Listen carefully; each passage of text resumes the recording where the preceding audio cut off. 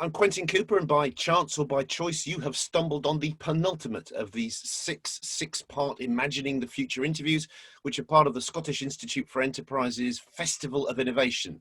Now, for those of you who've stepped this way before, well, welcome back. Very glad to have you with us. Should have another real treat for you today. And for those of you who are new around these parts, well, the format is extremely simple.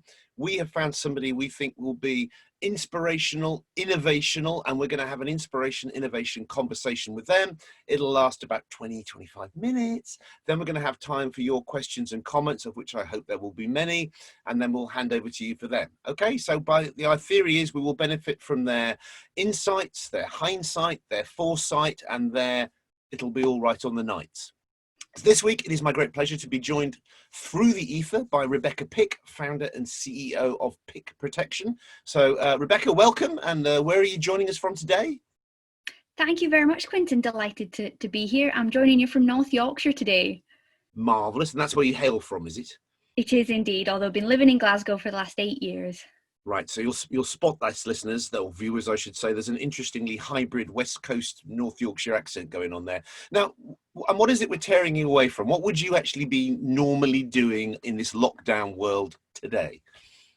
Today, I've literally got a board report that needs to go out tomorrow. So as soon as I finish this, I'm going to be writing up all of our sales, everything that's been happening in the month, and making sure that it looks good enough to go to the board.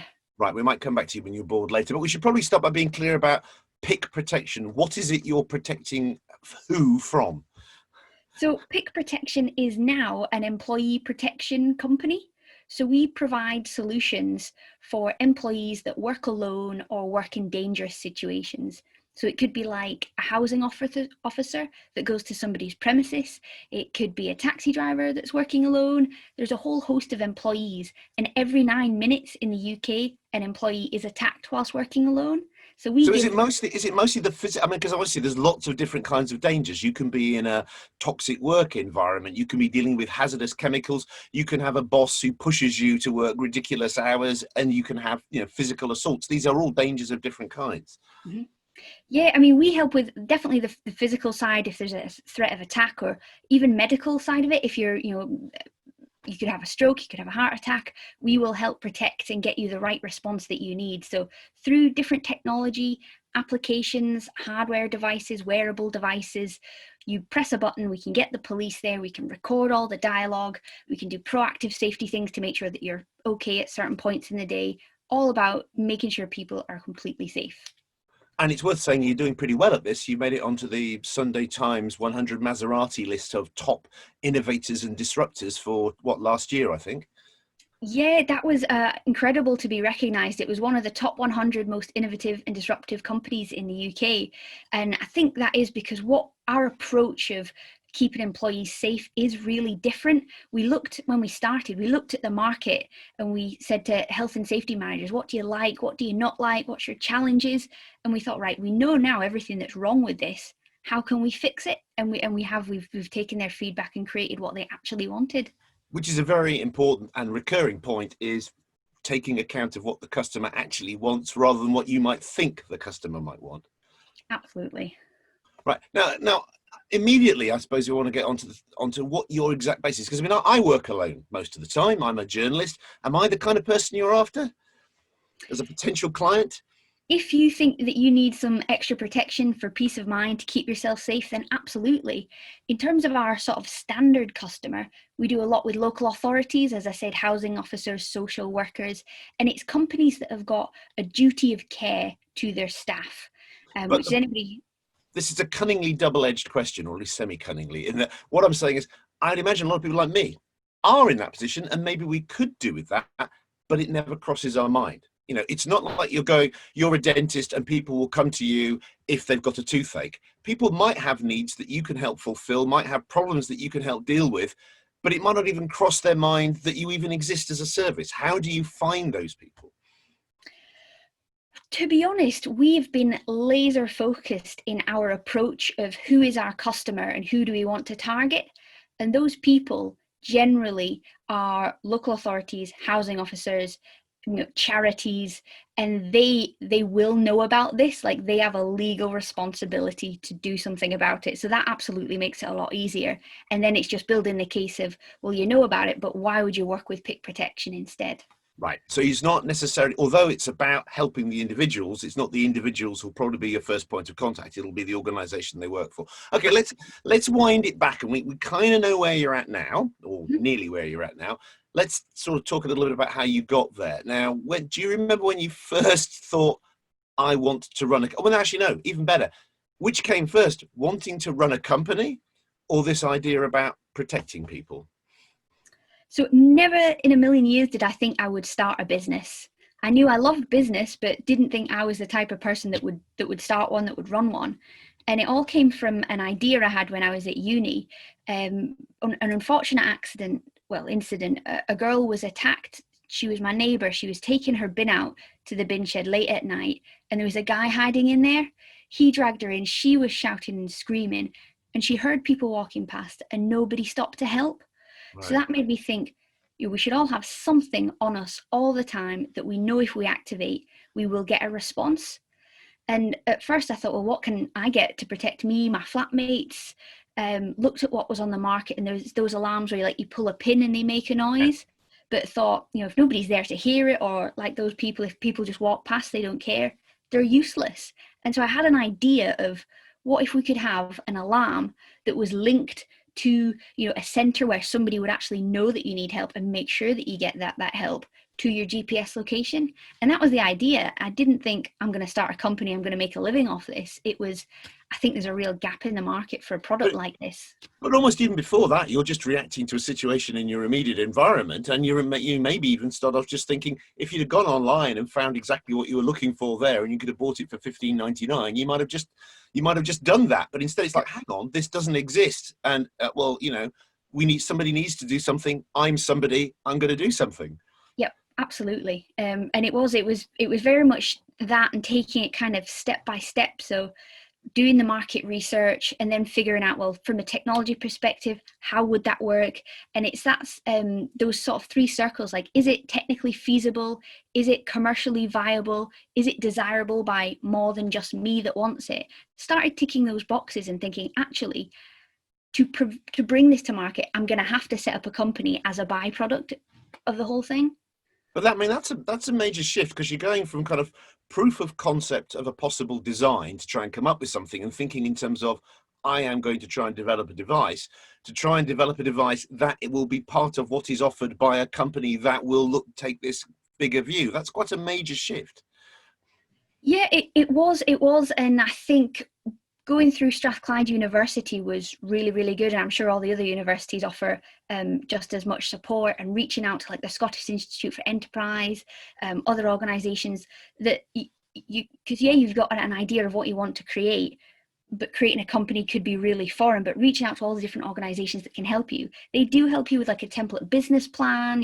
Here's all these different sources of funding. Even if you've just got the idea, there's so many organisations that can help you to get to the point where you create your company. They'll help you with a template business plan, with all pointing you in the direction of different places of funding. So it can be, I think, quite an easy path with help. And it is worth stressing, I mean, it wasn't like you were at Strathclyde doing engineering, you were doing marketing and enterprise, which I think you got a first for in the end.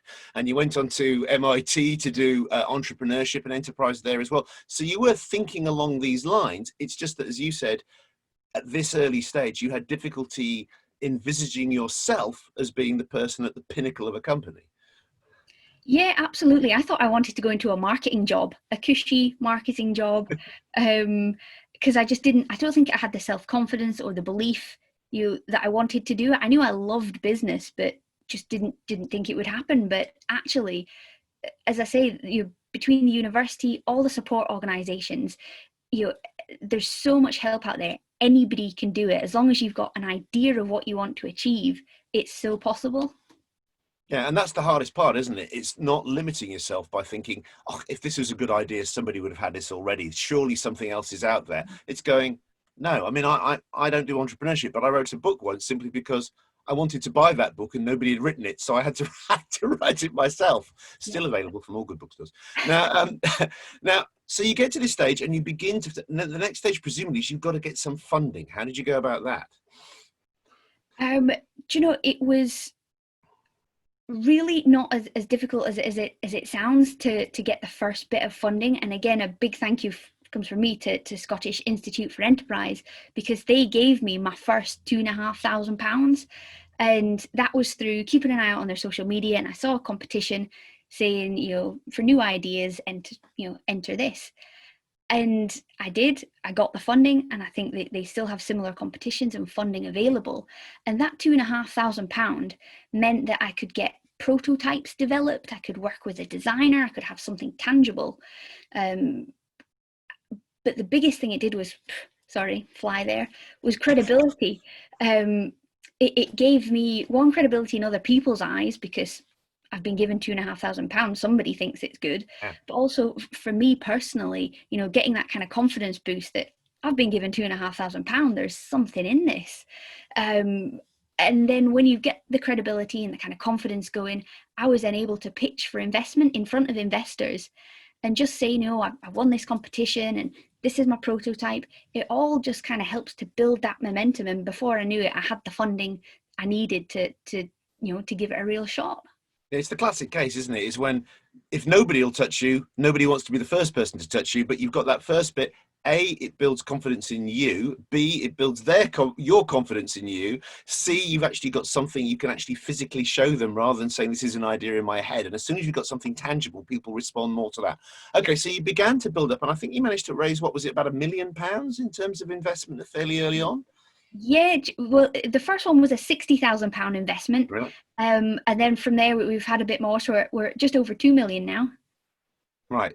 2 million now. Right. Okay. So let's go forward a bit now. So you managed to make this progress. You begin to identify that the initial people you thought might be your customer base, there's a lot more to them, as you say, because you realize there's a lot of people working for local authorities, etc.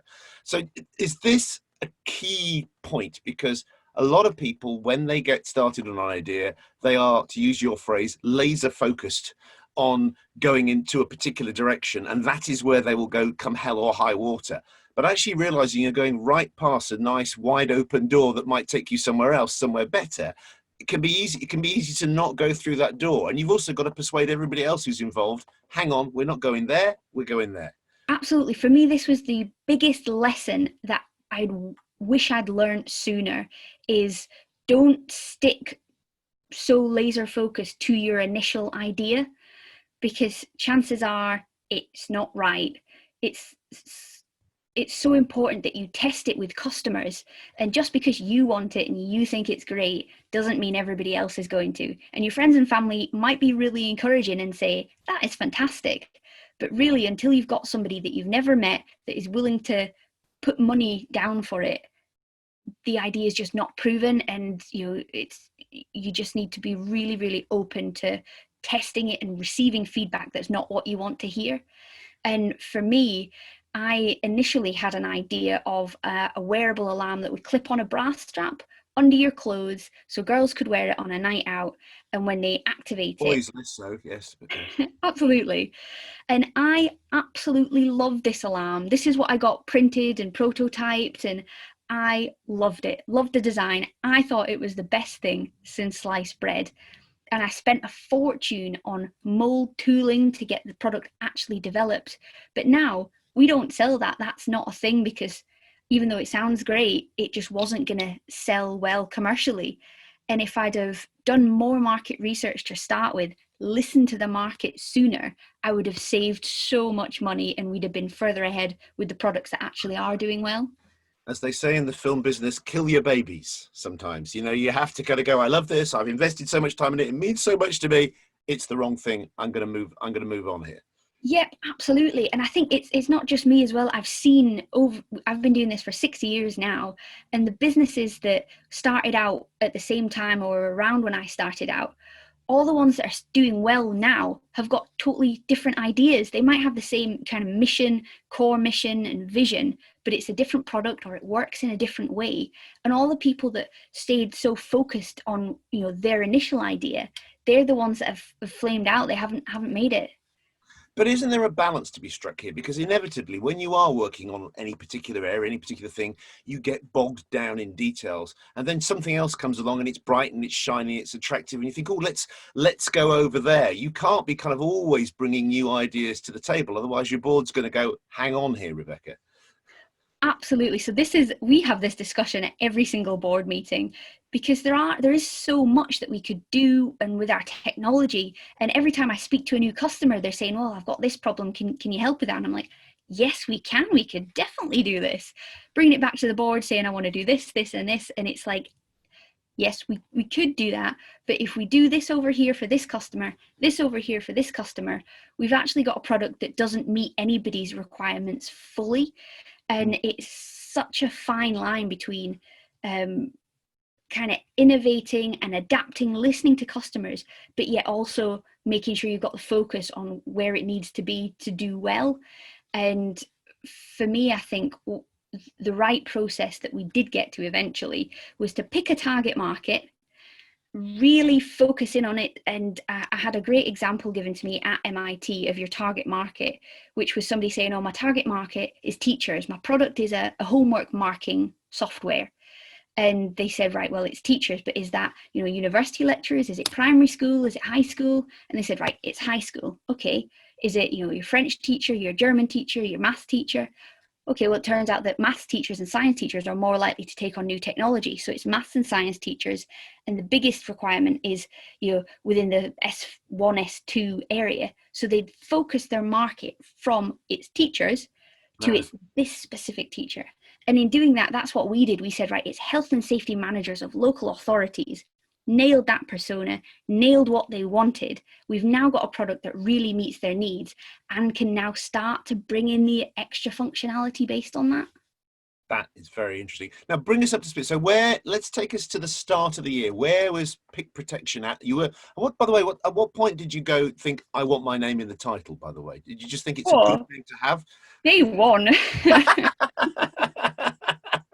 Right. You just think it's a good name, isn't it? So yeah, fine. Can't get married now. Right. It was always had your name in the title. Fine. Okay. So take us back. Start of the year. Where were you at before we get to obviously the disruption caused by COVID? Touch wood, we were really lucky. We raised money at the start of the year before the pandemic really kicked off. But we had big plans because we'd just taken on 3 new sales guys. So one in Ireland, one in Wales, and one down south in England. And we thought, right, this is it. This is the big push. Get the marketing behind us. This year, we're really going to go for it. Obviously, COVID happened, and we haven't seen, in terms of the poor sales guys, a lot of the people they've been trying to reach out to have been on furlough. So it's not been the start that we expected. And a lot of the organizations that we were talking with have had to put their plans back to, further in the year to put in employee safety. But on the flip side, we've actually had organizations that have said, because of the pandemic, we need something right now to protect our employees. So we've had a lot of people come to us.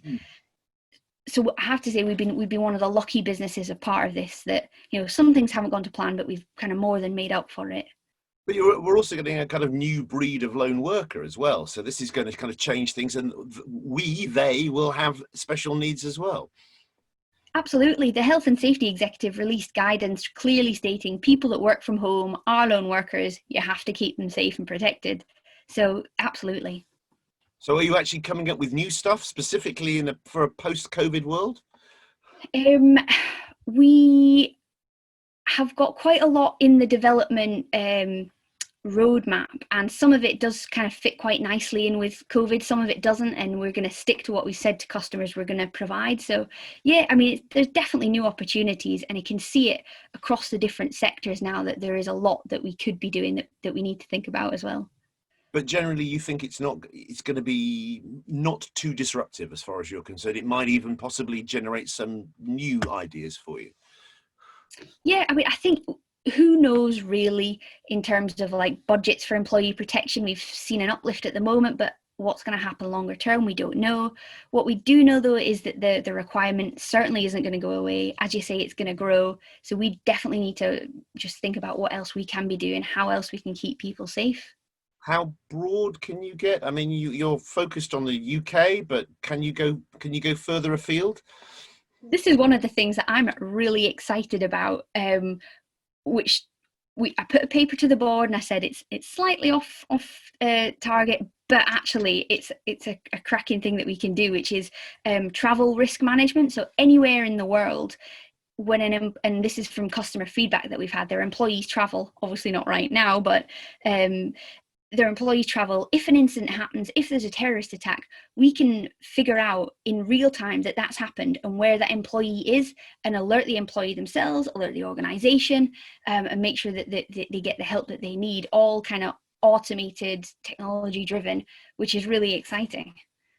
Now, as well as doing all this, you sit on, I'll try and get the title right, the Prime Minister's Small Businesses, Scale-Ups and Entrepreneurs Business Council. Have I got the title vaguely right? Yeah, bang on. Good, I'm amazed. That's the hardest part of this job. And now, there at this time, surely your skills must be called upon more than ever. What kind of advice, what kind of help are you offering? Do you know that the Prime Minister's Business Council is a really interesting one, because it's about getting people who are actually experiencing the problems to feed into how the government helps. And it's things like, what was raised last time is there something the government can do to help small companies protect the patents that they've got, which we know is a massive problem. That, yeah, all the innovators will have great ideas and they'll patent it, they might get funding for patenting, but if a big company comes along and just copies them, they don't actually have the funds to be able to protect that idea. So it's us as the small businesses saying, can we leverage the government in some way to help small businesses fight these, to protect these patents? So that's absolutely what the council is doing. And if anybody, listening into this has got any specific problems or ideas, let me know and I can feed it into the next one, because it's about taking the problems that we've got and seeing what the government can do. Okay, last question from me before I open it up to the questions and comments that have come in. But I was also wondering specifically, I'd have thought right now there'll be small businesses, scale up, startups, etc., who are struggling in the wake of COVID. Are you working on this group to actually try and help them? That's been something that's been left to Boris, so we've not been invited to participate in that at the moment. I am so sorry to leave it on the phrase left to Boris. Right, okay, now Fiona Godson is with us, Chief Executive of the Scottish Institute for Enterprise. She has been collecting and collating your questions and comments, and I want to try and squeeze in as many as we can. Fiona. Yeah, thank you very much, Rebecca. You've been actually almost answering some of the questions as they've been coming through, which has been great. It's almost like you've been reading their minds. But I think that, so there's about three, I think, that I'd like to ask. So the first one, I think, was actually taking you right back to testing your idea on customers right at the beginning, because it obviously makes complete sense, but it always sounds easier in theory than it does in practice. So when you were starting out, how did you go about that? So the first idea that I had was the personal alarm that would clip on a brass strap, and the target market was female students initially. So I did a survey to them. I literally created a Survey Monkey account, sent it to all, which was a mistake, my friends, and got the first bit of feedback, and then sent it out wider, so got them to share it. And it's amazing the difference between what your friends say and then what people that you don't know say. And from that, I learned that people in general thought it was a great idea, but in general wouldn't pay for it. So that was the first great piece. So then it was thinking, right, well, who could pay for it? Parents care about safety. So another survey, again, going out to people that I didn't know, parents, to say, this is the product, what do you think? Would you pay for it? How much? And got a whole heap of different responses. Turns out parents do like the idea, would pay for it. And that was kind of enough to get me started, to be able to prove that I'd spoken to people and got a good idea of what the market wanted. Great, thank you. Another question around advice. You said that the entrepreneurial ecosystem in Scotland is well developed, but is there actually an issue with getting too much and too diverse advice? Yeah, I mean, you can never get too much advice. I think it's always really good to get as many opinions and feedback in, and then you take it in and you think, well, what do I think based on all these different opinions? So as much as you can get, I think, is better. And I definitely went to as many places as possible. I did Converge, SIE, Strathclyde, Scottish Enterprise, and found it actually all really complementary, because it does, people say the same thing, and you think, well, if so many people are saying the same thing, test your idea, validate it, it must be right. So that, I think, was really good. But where I think it can be a little bit too much is all the different application forms for competitions and things, where they all ask you slightly different questions. So it's all very time consuming. And if you don't win, it's, you've got nothing to show for it, but you spent a lot of time on it. So I think if that could be more joined up, they ask the same question, so at least you can copy and paste, that would be great. And if I can chip in here for a second, one of the things that's emerged from doing this series of interviews is that if you are truly trying to be innovative, sometimes you have to take all that advice and go, okay, I hear what you're saying, but I'm going to do this anyway, because otherwise you're just following in somebody else's footsteps sometimes. Absolutely. And final question from me. You talked about how credibility and confidence being so important. So have you got any words of advice for people that are still at the very early stage of thinking about an idea about how they can build credibility and confidence? Oh, good question. I think talking to as many people as you can is a really good step. So the more people that you tell your idea to, the more you will gain confidence in it. And different networking events, I know they're probably more virtual right now than in person, but the more people that you meet, the more feedback that you get in and different insights, you sort of develop your idea and you're thinking a bit further, and then the next person that you speak to, you're that bit more confident when you say it next time. So I would say just start talking to people, start telling people what you're doing, and then taking it just day by day. So, what's your plan to move it forward just a little bit today? And what do you want to do by the end of the week? Rather than thinking, in 3 years' time, I want a business empire. It is just, you've got the confidence to do what you want to do this week. Thank you. That's all from me, Quentin. Back to you. Thank you very much indeed. I think just briefly, we've just got a second to follow up on that, but there is an argument, isn't there, Rebecca, that you hear these people say, don't have a super slick pitch for a not super slick idea. Make sure it's your idea that you've worked on to get in shape. And if your pitch is a bit stumbly, that's going to be less of a problem than if you actually pitch something brilliantly and you get to the next stage, but you haven't got something that's ready to go there. Yeah, absolutely. I think over the time, I've seen some really slick pitches, and people that come across as, I've nailed this. And they're, I think, the people that probably received the less help and the least funding, because people look at them and think they're probably going to be difficult to work with. They're probably not going to take criticism well. But I think if you've got somebody that genuinely says, right, this is my idea, this is what I want to achieve, pitches it as best they can, but is really open to saying, well, how can I make it better? How can I best achieve what I want to achieve? They're the people that absolutely people love to work with, get stuck in with, and give them every chance of success. Brilliant. And I hope I've had a great success talking to you. I've enjoyed working with you. So can we please thank, applause, though nobody can hear it, Rebecca, for that entrepreneurial pick-me-up. Thank you also to Fiona for fielding your questions, and yourselves for taking time out from whatever it is you're supposed to have been doing right now. Next week at 12:30, in what I think is the ultimate last and final one of these innovation conversations, for now, you never know, Netflix might pick us up for a new series. I'll be talking with Aizatu Njai, co-founder of the baobab-based beverage behemoth, Drink Biotic. So have a last long, cool sip of summer startups and effervescent entrepreneurship with Aizatu Njai from Drink Biotic and me on Thursday the 27th at 12:30. And you can register absolutely free through the SIE website, and I hope to be seen by you then. Cheerio.